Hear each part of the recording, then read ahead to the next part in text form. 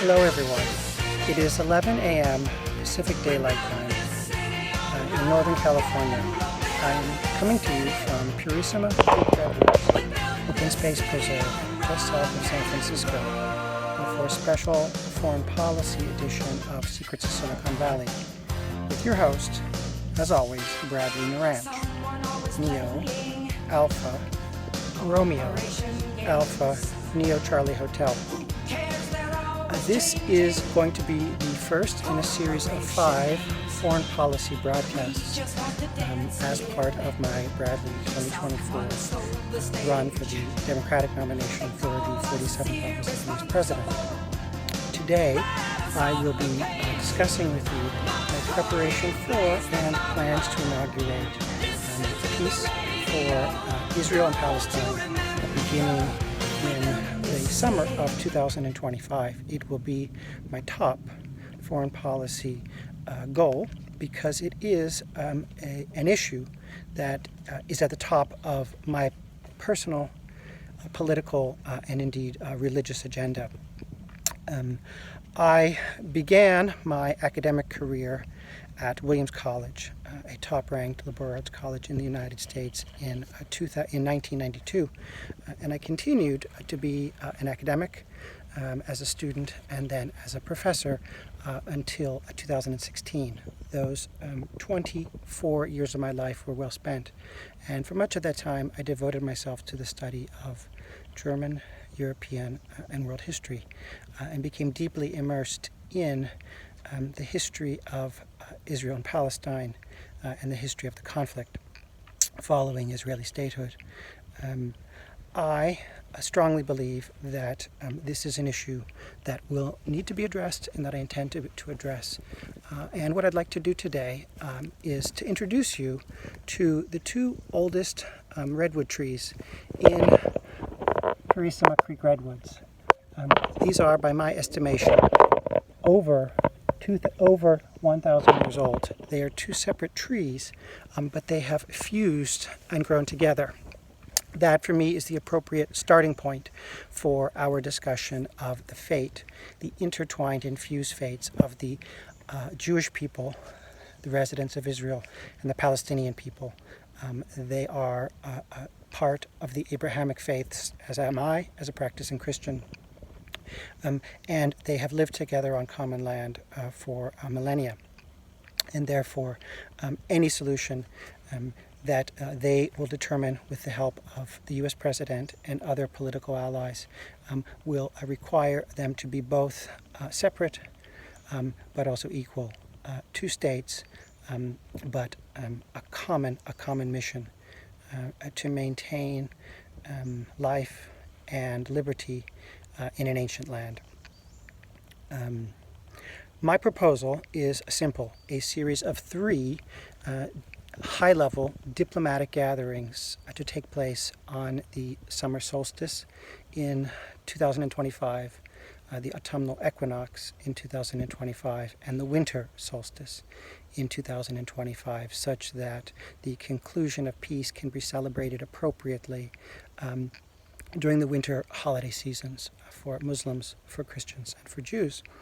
The first of these conferences will be the largest conference. It will involve representatives from the European Union as well as from select Middle Eastern states, along with the United States and other stakeholders. And this will take place in a neutral location in the Austrian city of Vienna. The goal there will be a listening and a get-to-know-you opportunity in which policy discussions will be secondary to personal connection. There will be no press conferences held, but each delegation from each particular group will be allowed and permitted to release social media messages to update their citizens and residents and allies on the state of these talks. The next of this series of 3 peace negotiations will be the most secluded and private and will take place at Camp David in the United States in Maryland. will be hosted by me and other members of the U.S. federal government, and will involve exclusively Israeli and Palestinian negotiators. There will be no messages released to the press until the concluding joint press conference at the conclusion of the autumnal equinox discussions. Here, I will encourage both parties to go all in. It is a high-stakes game, and we no longer have the luxury of time when it comes to particular issues like this. The Holy Land of Israel and Palestine is facing a climate crisis, and that needs to be dealt with by joint action. And if we do not have political peace and a lasting settlement, we cannot protect the land, we cannot protect the religious and cultural heritage sites, and we cannot move on.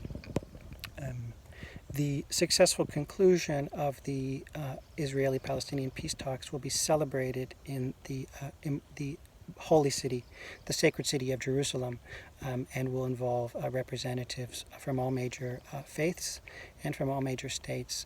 And we will inaugurate the rebuilding of the Temple of Israel in a way that will protect and preserve access to the Dome of the Rock.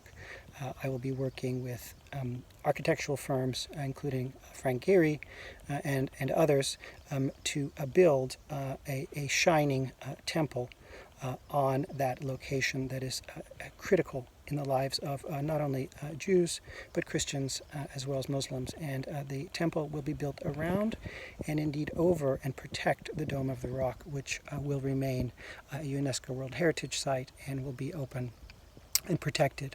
We can do this.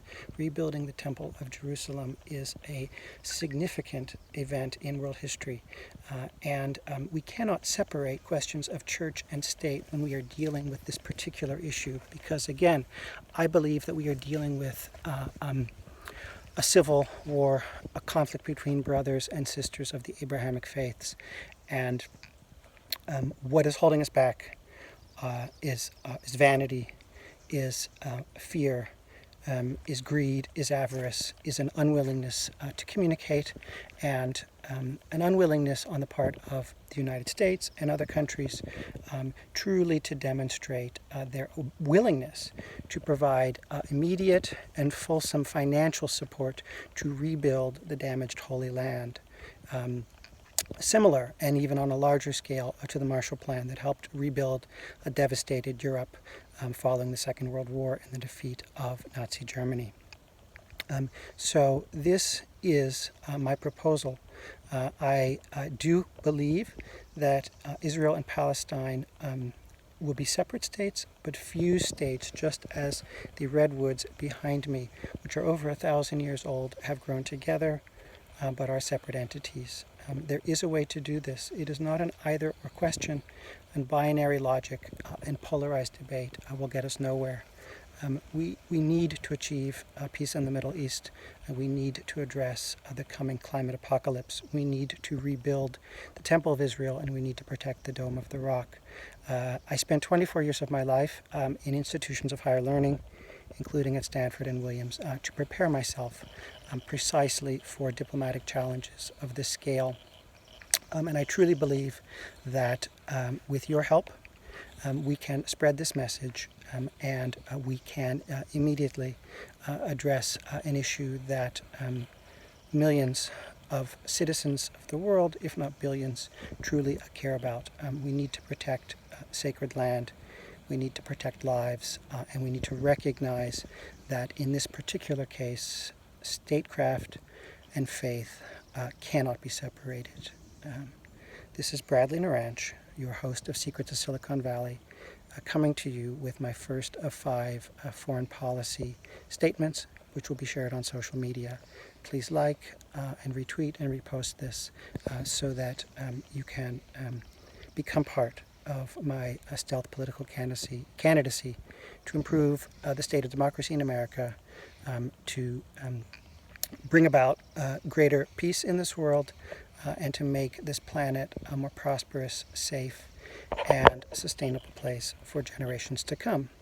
Thank you for listening. God bless. Bradley out.